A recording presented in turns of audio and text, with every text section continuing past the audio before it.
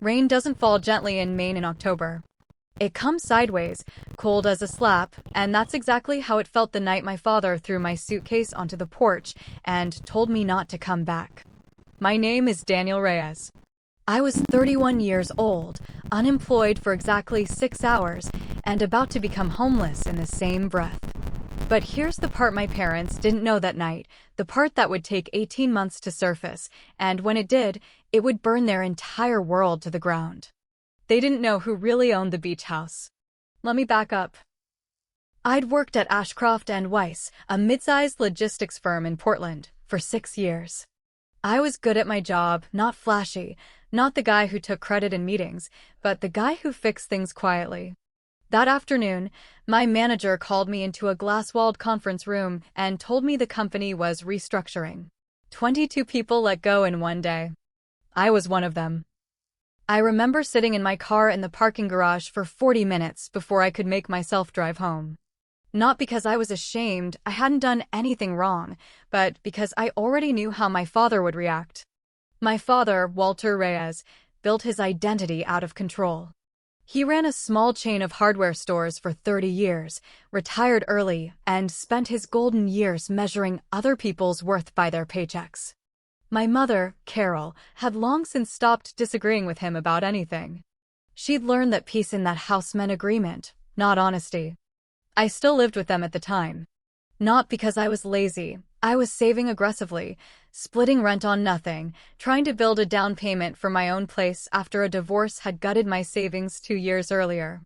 My parents knew this. They'd agreed to let me stay as long as I was working. That night, I told them the truth at the dinner table. I said I'd been laid off, that I had severance for 2 months, that I already had 3 interviews lined up for the following week. My father didn't even let me finish. "You're an embarrassment," he said. 31 years old, and you can't even hold a job. I tried to explain it wasn't performance-based. Company-wide cuts. He wasn't listening. He was already standing, already walking toward the hallway closet where my suitcase, the same one from my divorce move, was still sitting from 2 years prior. "Pack your things," he said. "Tonight." My mother said nothing. She looked at her plate. I want to be clear about something, because this detail matters more than anything else in this story. I didn't fight him. I didn't beg. I'd learned a long time ago that begging Walter Reyes for anything only made him enjoy the power more. I packed one bag, took my laptop, and walked out into the rain. I had $400 and nowhere to go. Here's where the story turns, and where you need a piece of family history most people never got straight. 15 years earlier, my grandmother, my mother's mother, a sharp, quiet woman named Eleanor Whitfield, had bought a small beach property on the coast near Biddeford Pool. It wasn't fancy. 3 bedrooms, weathered cedar shingles, a porch that faced the Atlantic. She bought it with money from selling her late husband's auto parts business, and she used it every summer until arthritis made the drive too hard. My parents visited that house exactly twice a year, for 2 weeks at Christmas-adjacent gatherings my grandmother insisted on, and for a week in August. They loved that house. My father used to stand on the porch with his coffee like he owned the horizon. He didn't. Eleanor Whitfield despised my father. Quietly, patiently, the way people do when they're too polite to say it out loud, but plan their whole estate around it instead. 3 years before the night I got kicked out, my grandmother had a private conversation with me. Just me. She told me she was tired of watching my father treat me like an accountant treats a bad investment. She told me, and I remember every word of this, "Daniel, that house isn't going to your mother. It's going to you." Quietly. In a trust. Nobody needs to know until it matters. At the time, I thought she was being dramatic. I thanked her, hugged her, and honestly forgot about it for long stretches, because who plans their life around an inheritance that might not come for decades? Eleanor passed away 8 months before I lost my job. The funeral was small. My father, ever the performer, gave a eulogy about family legacy, while standing 200 feet from a house he had no legal claim to and didn't know it. The estate lawyer had contacted me privately, per my grandmother's instructions, the week after the funeral. The beach house deed, land, furnishings, a modest maintenance fund, was placed into an irrevocable trust in my name. My mother received a separate, smaller inheritance in cash. My father received nothing, which was, I later learned, exactly my grandmother's intention. I didn't tell my parents. I didn't tell anyone. Partly out of respect for Eleanor's wishes, partly because I genuinely didn't know what to do with a beach house at 29 years old with a mortgage-free apartment and a stable job. I let the property management company Eleanor had already hired continue running it quietly. Rent went into an account. Life went on. Until the night my father threw me out. I want to slow down here, because the next 4 months of my life were the hardest of my adult years, and skipping past them would cheapen everything that came after. I spent the first 11 nights in a Super 8, off Route 1, paying out of pocket while my severance clock ticked down. I applied to jobs from a motel bed with bad Wi-Fi and a bedspread that smelled like bleach and regret. I ate gas station sandwiches. I showered fast because the water never stayed hot long. My mother texted twice during that stretch. Both times it was some version of, "Your father is just stressed, give him time." Neither time did she ask where I was sleeping. I could have gone to the beach house. I want to be honest with you, the thought crossed my mind more than once, sitting in that motel room doing math on a legal pad. But something in me resisted. Going there felt like cashing in Eleanor's gift out of desperation instead of purpose, and some stubborn part of me needed to prove, mostly to myself, that I could survive without either my parents' or my grandmother's money propping me up. So I didn't go. Not yet. 3 weeks in, I landed a contract role at a supply chain analytics firm in Portsmouth, New Hampshire. Lower pay than before, but real. I found a studio apartment above a laundromat, furnished with a mattress on the floor and a folding table I bought for $11 at a yard sale. It wasn't much. But it was mine, and nobody could throw me out of it. During those months, my father called exactly once. Not to apologize, to ask if I'd cooled down and was ready to act like an adult. I let it go to voicemail. I still have that message saved, actually. I never deleted it. My mother called more often, always careful, always testing the water before mentioning my father's name, like she was checking if a wound had scarred over yet. It hadn't. It still hasn't, if I'm honest. Meanwhile, quietly, the beach house sat there. Rented out most weekends through the summer season by the property manager, generating enough income to slowly rebuild the cushion my divorce and layoff had wiped out. I visited it exactly once during this period alone, in November off-season. Gray sky, empty beach. I sat on the porch where my father used to stand like he owned the horizon, and for the first time in months, I let myself cry. Not out of self-pity. Out of relief. I finally understood what my grandmother had actually given me. Not a house. A door that led somewhere my parents couldn't follow.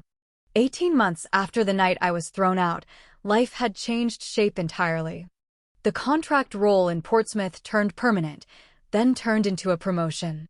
I'd rebuilt savings, built a small circle of friends who didn't know the first thing about my family drama, and started dating someone, Priya, a physical therapist with a laugh that made bad days feel survivable.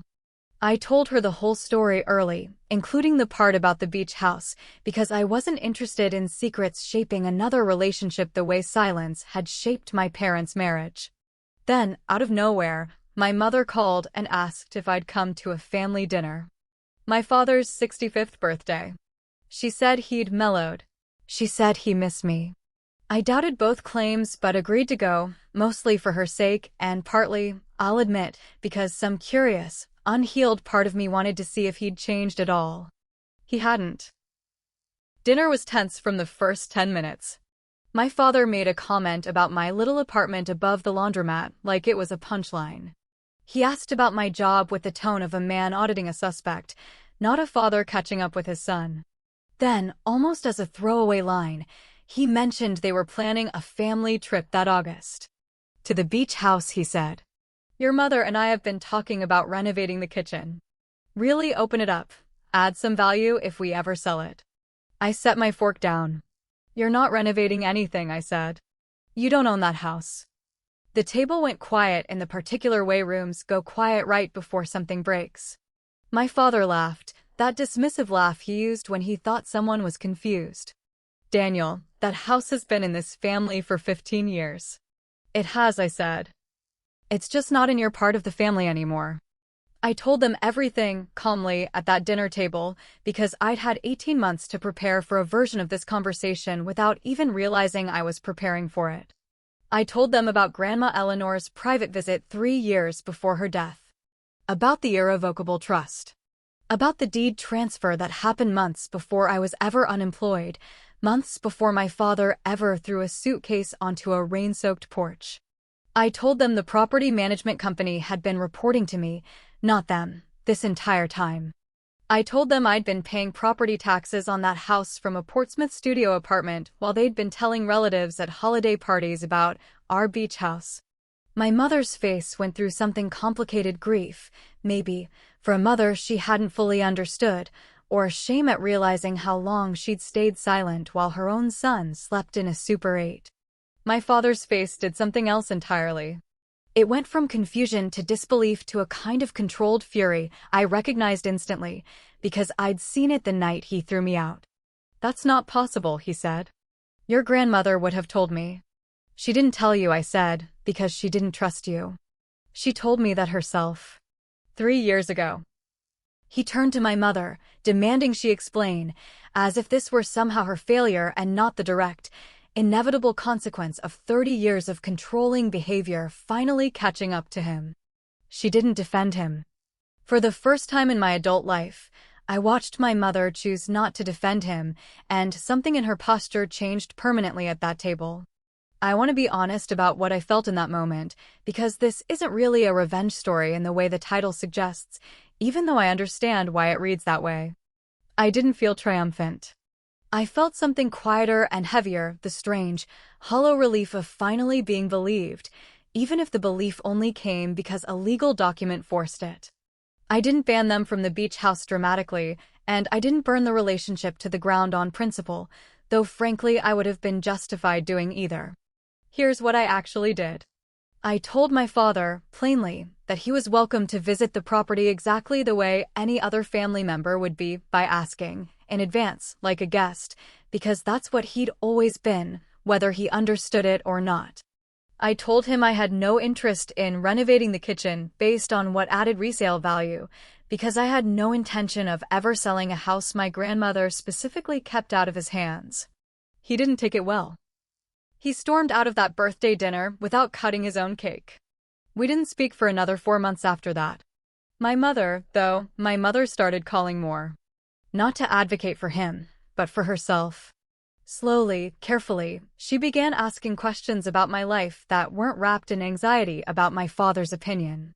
She visited the beach house with me that September, alone, no arguments, just the two of us on that porch drinking coffee the way Eleanor used to. She cried for a long time that morning, apologizing for years she couldn't get back, for a silence she'd mistaken for keeping peace. I won't pretend everything healed perfectly. My father and I have a strained, occasional relationship now, a few calls a year, careful and formal, like two people renegotiating terms neither of them fully agreed to. He's never apologized directly for the night he threw my suitcase into the rain. I've stopped waiting for that apology to arrive.